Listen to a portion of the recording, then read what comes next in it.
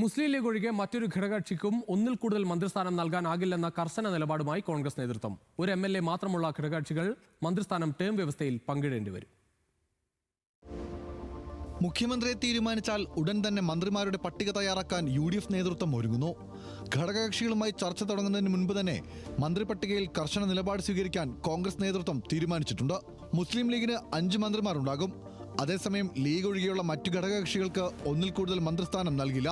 8 സീറ്റുകളിൽ മത്സരിച്ച് 7 സീറ്റുകളിൽ വിജയം നേടിയ കേരള കോൺഗ്രസ് ജോസഫ് ഗ്രൂപ്പ് 2 മന്ത്രിസ്ഥാനങ്ങൾക്ക് പുറമെ ചീഫ് വിപ്പ് സ്ഥാനത്തിനും അവകാശവാദം ഉന്നയിക്കുന്നുണ്ട്.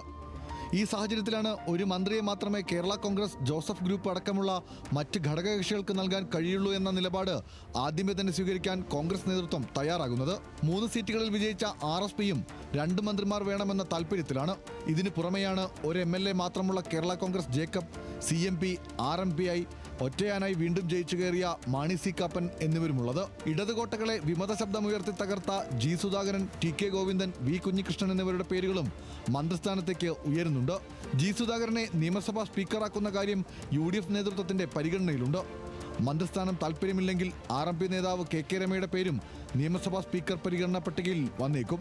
സാമുദായിക സമവാക്യങ്ങൾ കൂടി പരിഗണിച്ചാകും UDFന്റെ അന്തിമ മന്ത്രി പട്ടിക. മഹേഷ് ചന്ദ്രൻ, ന്യൂസ് മലയാളം, തിരുവനന്തപുരം.